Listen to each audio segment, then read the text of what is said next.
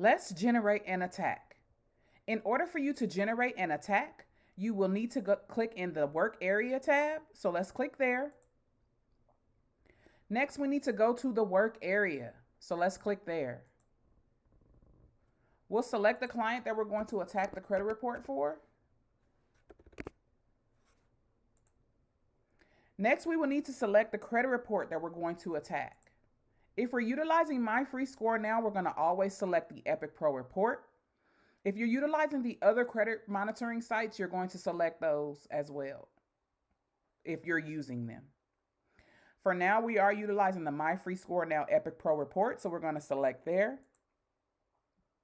Next, we're going to select the work to execute, which is the attack type that you have access to in your subscription. Be sure to check or click the most aggressive attack type in your subscription. Next, we're going to select our attack number. This is based off of the month that you are attacking. So if you're in month 1, you're going to select your attack type and number 1. If you're in month 2, you're going to select the attack type and number 2, and so on.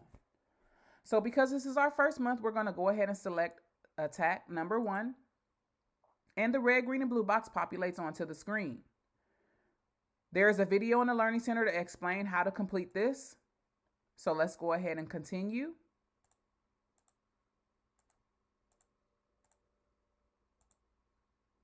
Let's go ahead and select next.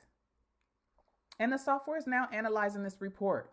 There's nothing for you to do here, and you don't touch anything here in this middle area.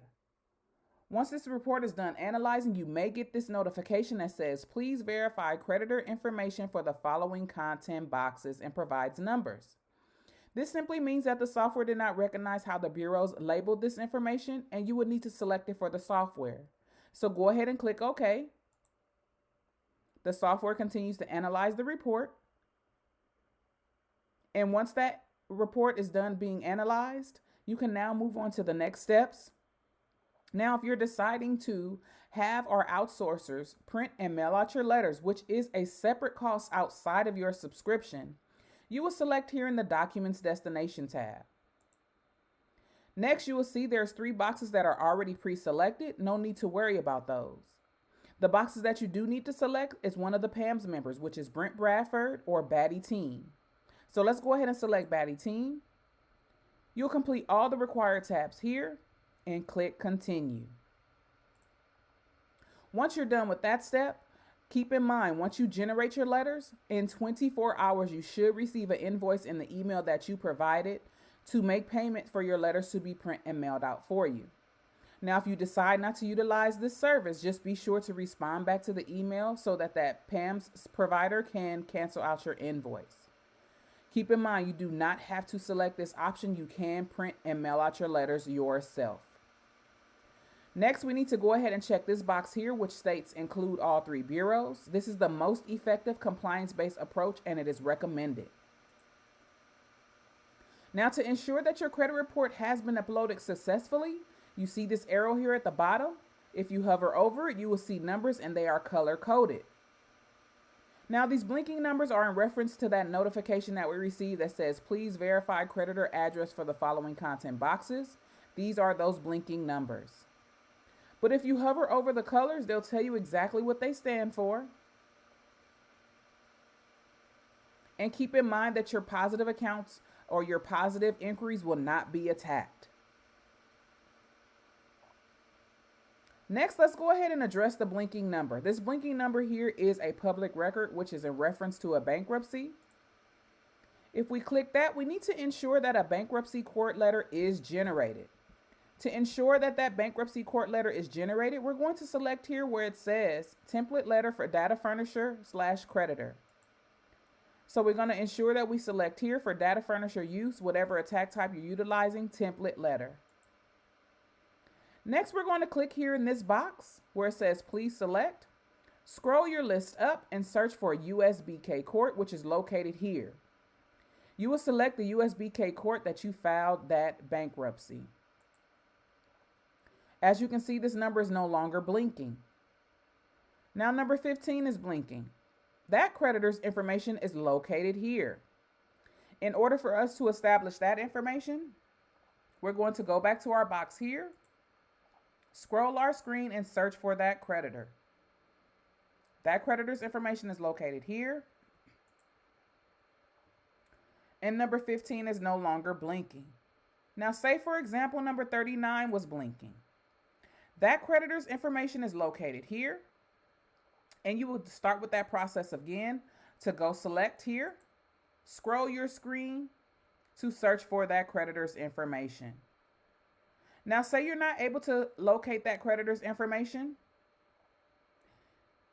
and you happen to have some type of correspondence from that creditor before, you will go ahead and scroll your screen up, select other, and you can type in that information. Now, keep in mind, when you do type in this information, the number will continue to blink, but when you do generate your letters, a letter will be generated for that creditor.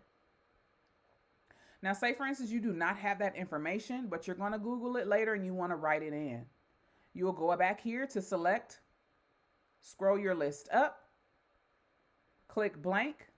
And once you generate this set of letters, there will be 3 lines highlighted in yellow on your letters at the top right of the screen or the paper where you can write in the information.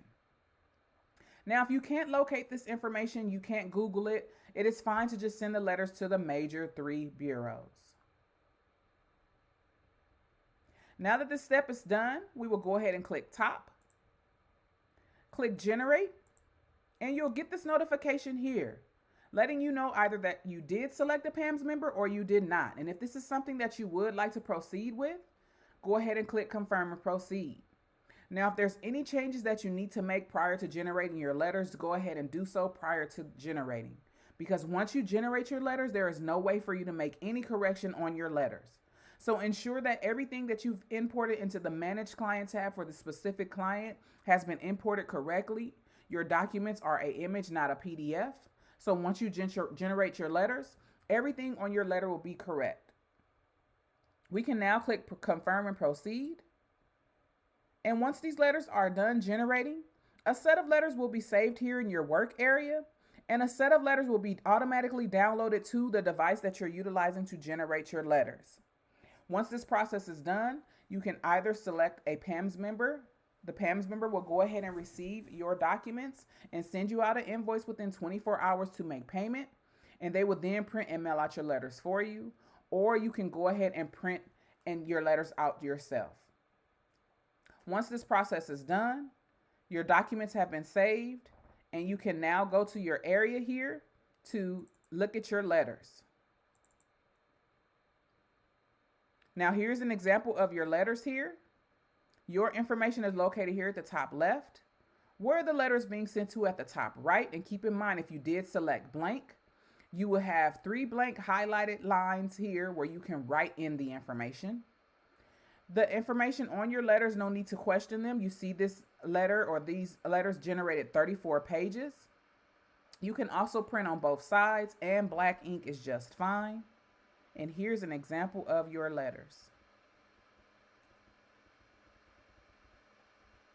Now let's check out our identification page. And as you can see, here's your driver's license, very clear and professional looking, and your address verification document and Social Security. Once you have generated these letters, you can now print and mail out your letters or pay your invoice that the PAMS member provided to have your letters print and mailed out for you.